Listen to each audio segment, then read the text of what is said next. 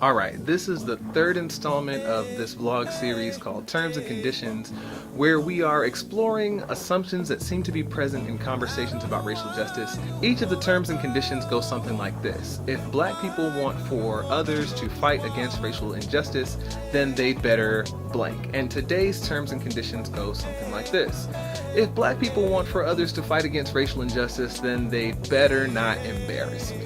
When I think of these particular terms and conditions, a news story comes to mind, and I know that I already mentioned it in another video, and so before anyone says anything about this, yes, I'm still salty that this happened, that in the summer of 2016, this video went viral on Facebook of these police officers pulling over this young lady in a car. They walk up to the window and tell her that she's broken some kind of obscure traffic code, only she didn't break any laws.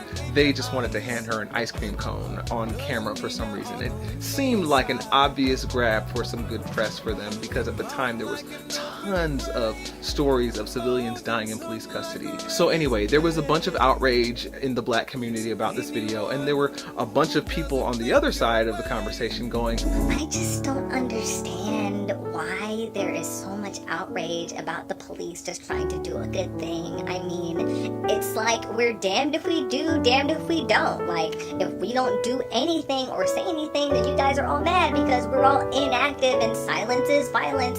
But if we do try to do anything, then you guys are like yelling at us and biting our heads off, telling us that we're doing it the wrong way. This is exactly why people are not exactly jumping at the chance to join your fight for racial justice. Because you are so quick to embarrass us if we get it wrong. You probably heard comments like that, and you may have even said them. And here's the problem with that assumption, that if you're going to fight for racial justice, then all the black people have to promise that you'll never feel embarrassed. Those terms and conditions are actually impossible to meet, because whenever you're about to do something new, you can almost guarantee that you're going to be bad at it at first. You're going to make some mistakes. Like, almost no one just masters anything right away. It takes time to master the piano or the perfect golf swing or the perfect pirouette. And in the process of trying to master those things, there may be times where you actually do look foolish as you make the attempt. But that does not make the thing any less worth pursuing. You keep going, you keep trying, because the thing that you're trying to master is actually worth it.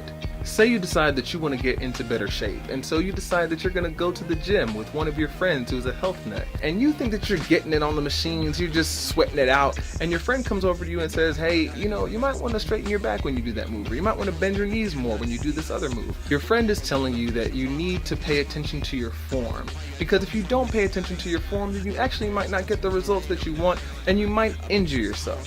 What your friend is saying to you is not an attack, it's a gift. Because there's no way to improve your form without first learning how your form might be a little off. So if you're invested in racial justice, but you're not exactly active because you're afraid that you might make a mistake and embarrass yourself, then you need to accept the fact that making mistakes is just a part of the process. And in order for any of us to make any progress, we have to be open to other people telling us how we can improve our form.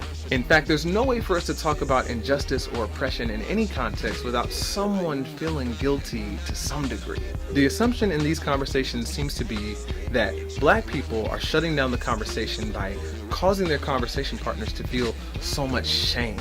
But two things about that. One, a conversation does not have to completely break down because someone feels guilt.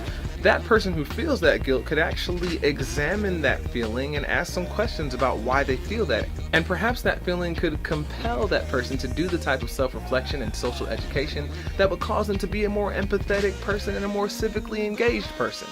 Two, I wonder if guilt or embarrassment is always a bad thing. As I say that, I think of one of my most embarrassing moments. I was in college and I lived with this guy that we'll call Greg. His name isn't Greg, but that's what we're gonna call him. This love note got slipped under our door one day for Greg, and Greg shared it with me, and there was this girl who was like really crushing on him, was like, oh my god, I think that you're the best thing since sliced bread. And for some reason I thought that this note was super funny, and I was out with some people and I was telling them about how my roommate Greg got this crazy love note, and I was laughing and ha ha ha, how pathetic is that?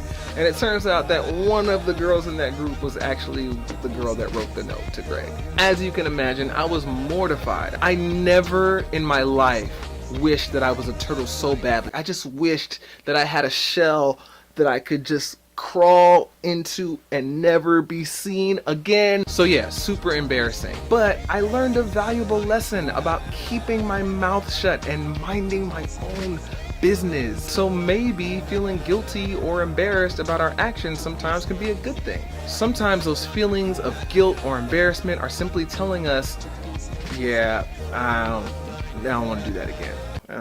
Now, as I say that, I'm not arguing that there's some kind of virtue in people trying to embarrass or shame other people, but I am saying that maybe we should differentiate between the type of embarrassment that leads us to preoccupation and self-pity. People keep telling me I'm racially insensitive. And there is another type of embarrassment that can actually make us wiser and lead to change.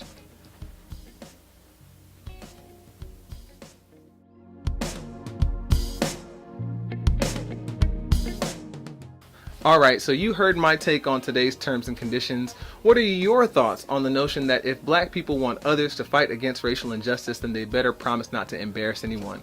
Leave your comments under this video or on the blog or on Facebook or wherever you're watching this. And if you really enjoy this content, then please feel free to subscribe to my YouTube channel or to my mailing list, and the link should be popping up somewhere to my website. This video has been brought to you in part by my patrons at Patreon. Thank you so much, Becca Banavich and Tamisha Tyler especially, and all my patrons at Patreon for helping to make this video happen. If you are really enjoying this content and you want to be a part of making it, I really encourage you to consider becoming a patron. I will be forever thanking. I would forever be thankful to you. The music that you heard in this video is original, and you can hear more of my music at my website as well. See you next time.